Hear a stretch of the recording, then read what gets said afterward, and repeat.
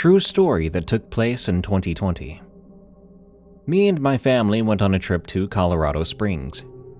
I can't remember exactly where we went in Colorado Springs, but I do know we went to a desert on a little vacation activity. The desert wasn't as hot as I thought it would be. Surprisingly, I could probably survive out there for a few days if I had to. It was quite a long drive. I was about 9 years old at the time, so I was in the seat just sleeping. At one point, my parents woke me up, and to my surprise, there was a desert outside. I asked my mother why we were here, and she said that we were going to look at dinosaur fossilized tracks. I didn't want to complain. We walked into the path leading to a bridge made of sand. My grandfather was teasing me about rattlesnakes, saying that they'll jump and fly at me. That's when I started to get worried. At that point, we were walking across this bridge made of sand. It was about 25 to 20 feet tall. I was walking close behind my family when I paused in my tracks to look at the view. Eventually, I began to look down, and in horror, I saw this 7-foot-tall humanoid creature. Its skin was as pale as the sand. It seemed as if it was trying to blend into its surroundings. It had a hunched back. It also looked like it hadn't eaten in days. I could see its spine poking out. It walked slowly and quietly. It didn't even seem to notice us. It looked as if it was being drawn to something. I stood there watching it slowly walk 1 foot at a time. My eyes were wide, and what I saw really woke me up. I turned to see that my family were already almost at the end of the bridge. I ran over to catch up. Throughout the whole time, I couldn't stop thinking about what I saw. Of course, I was a child at the time, so I didn't really know how to react, or if I should even tell anyone. I tried to keep my mind on the dinosaur fossils, and I bet my parents were curious as to why I wasn't so fascinated by science. They knew I usually loved science, and anything rocks or fossil. I couldn't even enjoy this, because I was too focused on my sighting and trying to process what to do next. I was born with slow processing, so of course, at such a young age, you wouldn't really expect someone to see something strange like that. Now I'm older, and I've now figured out it was probably some kind of mythical creature. And from this day on, I'll never forget that incident. Allow me to describe the creature a bit more. As I said, it was 7 feet tall. It had this hunched back with its spine poking out.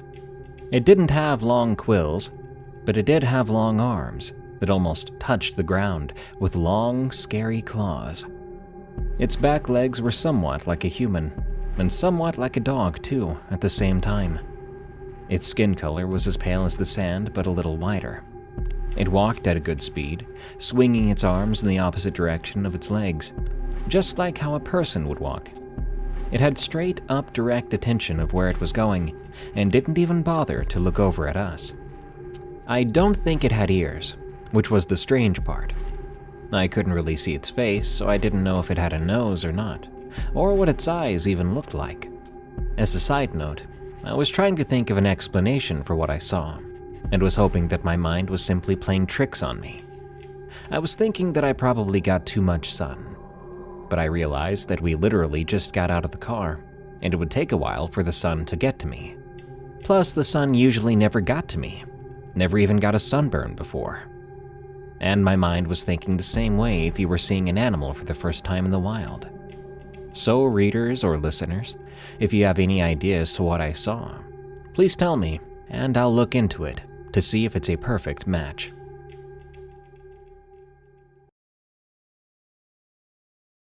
Not long ago, maybe 1 or 2 months ago, I went through something strange. I sleep in the family living room because there's no TV in my bedroom, and I love watching TV until I fall asleep.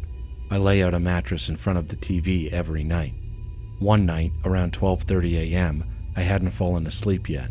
The TV was still playing, and I was chatting with my boyfriend while scrolling on TikTok. From where I sleep, I face my mother's bedroom, but I can't see her bed or her directly. Just the wardrobe facing me, the TV cabinet, and the wall-mounted TV on the left. On the right, I can only see a small part of my parents' bed. That night, I was still giggling while texting my boyfriend. The last thing I heard was my mom's voice as she video called my dad. Not long after that, I heard what sounded like my mom crying. I'm the type of daughter who gets too embarrassed to ask my parents what's wrong or what's going on. So I just lay there, quietly, listening to the sound of crying. At first, I doubted what I was hearing. Is she really crying? What did my dad do this time? I wasn't sure if it was real. I turned the TV volume down and put my phone aside to focus on the sound. As I listened more closely, the crying became clearer. I started to believe that my mom was really crying. Feeling confused, I told my boyfriend right away. I messaged him. Hey, I hear my mom crying. What should I do? He insisted that I check on her. Still unsure, I replied, Are you sure I should check? The crying sounds vague yet clear. I'm not really sure if she's crying or not. but he kept insisting, so I decided to investigate.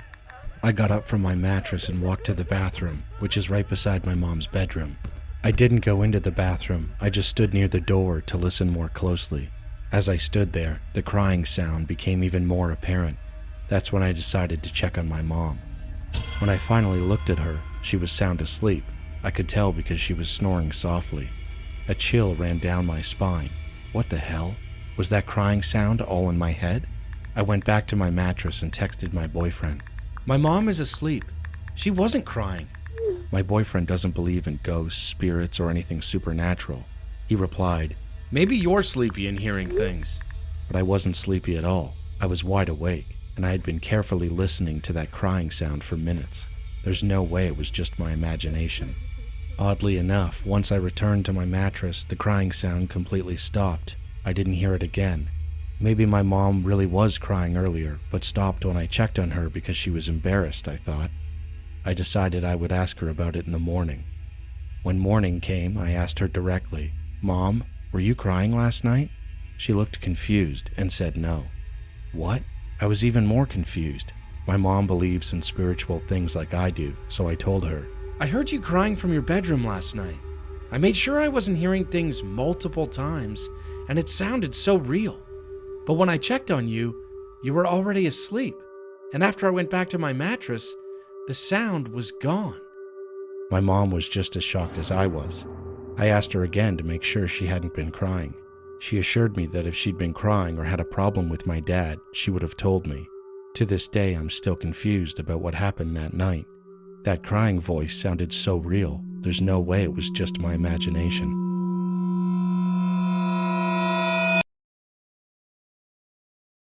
Hi, my name is Emil, and this story happened to me when I was just a little kid. I'm 16 now, so this happened around 2014. Just for some context, I'm a Bosnian who lives in the Swedish city of Buras. I have dark brown hair and bright blue eyes. Okay, now on to the story. When I was 7 years old, my grandma used to watch me and my older brother while our parents were at work. We'd usually play with our toys, go to the playground, or watch a movie. And that's exactly what we did every day for the whole week my grandma was watching us.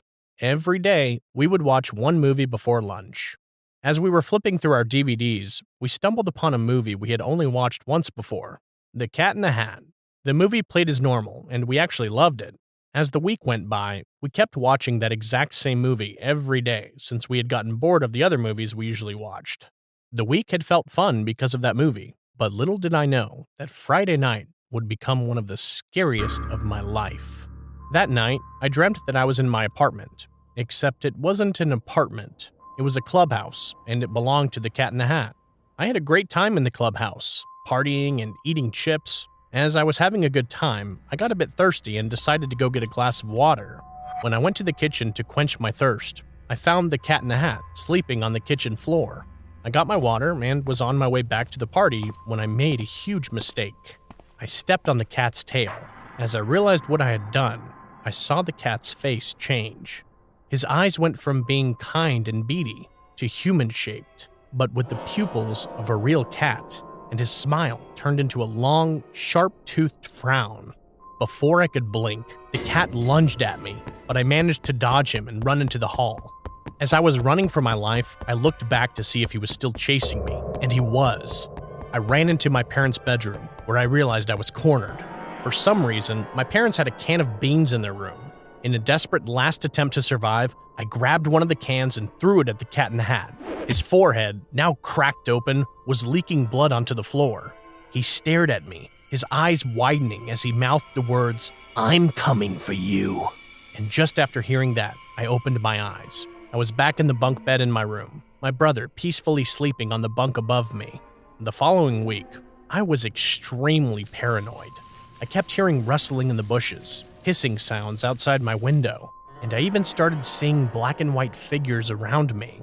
Except for the paranoia, my life went on as usual, until one day, the day that still sends shivers down my spine just thinking about it. I was walking to my other grandparents' apartment. Just as I entered the lobby, the elevator was coming up from the basement. The elevator door had a tall window down the middle of it, so you could see if the elevator was full or get help in case of an accident. As the elevator was going up, I locked eyes with something truly terrifying. On the other side of the elevator window stood the cat, this time without his famous striped hat. But that wasn't the only thing different. He was taller, standing at about 10 feet. He also had a huge grin stretching from ear to ear on his face. I was frozen in place, unable to scream. When the elevator passed the lobby, I bolted out of there and ran all the way back to my apartment. Everyone I told this story to either says I'm lying or that it was just my imagination. And to be honest, I don't blame them. Since the incident, I haven't seen the Cat in the Hat in real life or on TV, and I moved away a few years ago. Now, around 9 years later, I've started to believe everyone else, thinking it was all just my imagination. But yesterday, I started hearing a voice in my head saying, "The Cat in the Hat will make your brain go splat." I'm writing this to get an answer to one question. What was that thing I saw that day? It surely can't be the Cat in the Hat. So what was it? A monster? A demon? Or was it something much, much worse?